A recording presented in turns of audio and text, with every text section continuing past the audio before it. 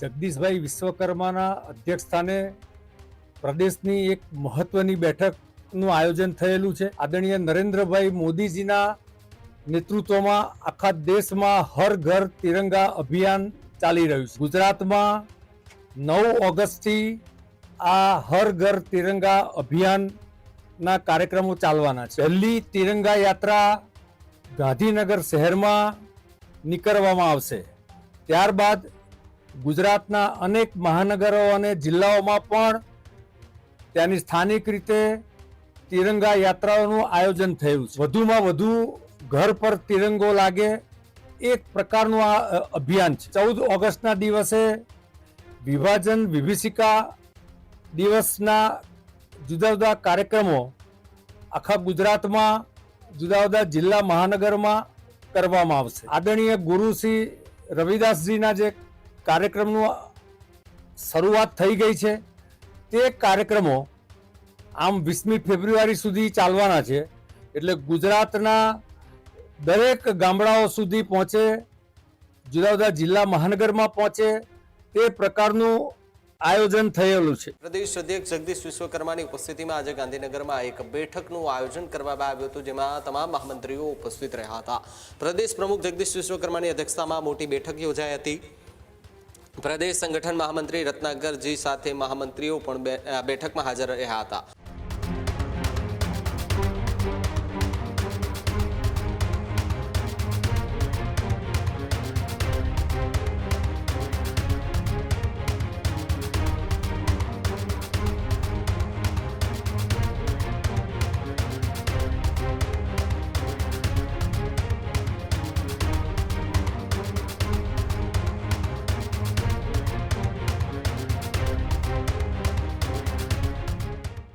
તમામ જિલ્લાના પ્રમુખો અને મહાનગરોના પ્રમુખો બેઠકમાં હાજર રહ્યા, જ્યાં જિલ્લા પ્રભારી અને જિલ્લાના મહામંત્રીઓ પણ હાજર રહ્યા.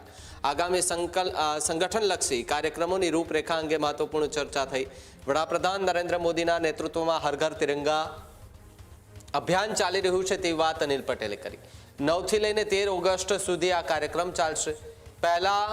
પહેલી તિરંગા યાત્રા ગાંધીનગર શહેરમાં યોજાશે. ત્યારબાદ તમામ જિલ્લામાં તિરંગા યાત્રા અભિયાન જે છે તે કરવામાં આવશે. તો બીજી તરફ હર ઘર તિરંગો લાગે એ માટે આ અભિયાન હોવાની વાત ભારતીય જનતા પાર્ટીએ કરી છે, જ્યાં 14 ઓગસ્ટે વિભાજન વિભીષિકા અંતર્ગત આ કાર્યક્રમ જે છે તે યોજાશે તેવી પણ વાત કરતા અનિલ પટેલ જોવા મળી રહ્યા છે. ત્યારે ગુજરાત ભાજપની ગાંધીનગરમાં મહત્વપૂર્ણ આજે બેઠક મળી હતી, જેમાં જગદીશ વિશ્વકર્માની અધ્યક્ષતામાં બેઠક મળી હતી, જ્યાં પ્રદેશ સંગઠન મહામંત્રી રત્નાકરજી જે છે તેમની સાથે મહામંત્રીઓ પણ બેઠકમાં ઉપસ્થિત રહ્યા હતા.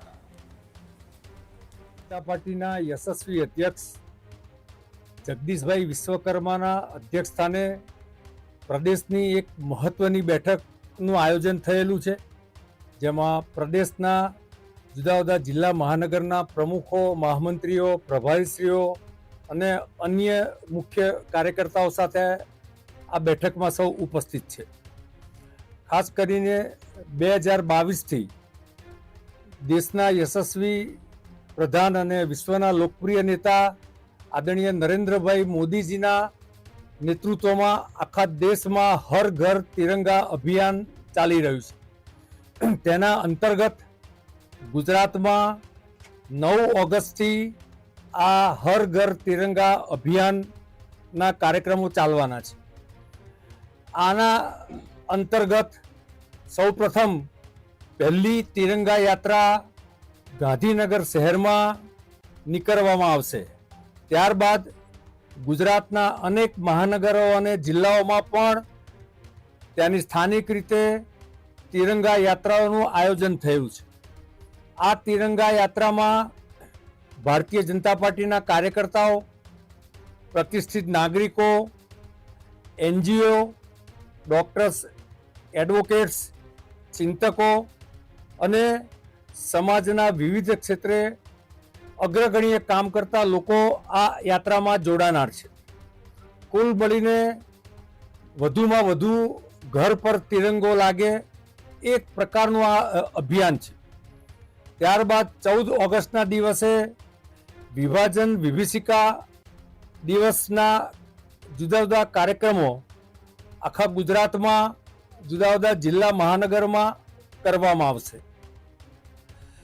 બીજો કાર્યક્રમ જિલ્લા મહાનગરોના અભ્યાસક્રમનું આયોજન થવાનું છે.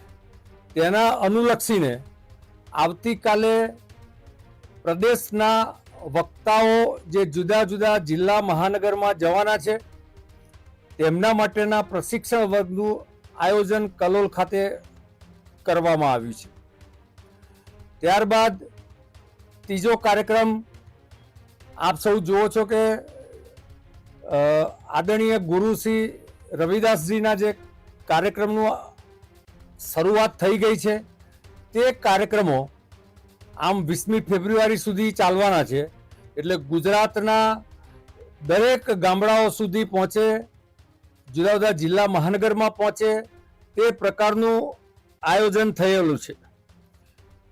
કુલ મળીને આ વિવિધ કાર્યક્રમોના સંદર્ભમાં આજે આદરણીય અધ્યક્ષ શ્રી જગદીશભાઈ અને પ્રદેશ સંગઠન મહામંત્રી શ્રી રત્નાકરજીનું માર્ગદર્શન મળવાનું. ખેડૂત ભાઈઓ છે ખેતરમાં ડ્રોન ઉડાવતા હોય છે ત્યારે આપણે એક પ્રશ્ન સતાવતો હોય છે કે જે આપણે અત્યાર સુધી જીપીએસ ટેકનોલોજી વાળા ડ્રોન વાપર્યા છે, જેથી કરીને મોબાઈલ ટાવર છે અથવા તો હાઈ ટેન્શન લાઈન પસાર થતી હોય, કોઈ વૃક્ષો હોય, ત્યારે જે જીપીએસ ટેકનોલોજી વાળા ડ્રોન છે એમાં ટકરાય અને ટ્રેસ થાય છે.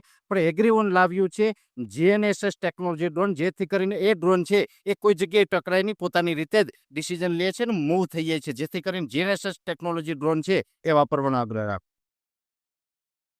અત્યારે જ ન્યૂઝરૂમ ગુજરાતની યુટ્યુબ ચેનલને સબસ્ક્રાઇબ કરો અને ઇન્સ્ટાગ્રામ અને ફેસબુક પર ફોલો કરો. અપડેટ રહો, સત્યની સાથે રહો.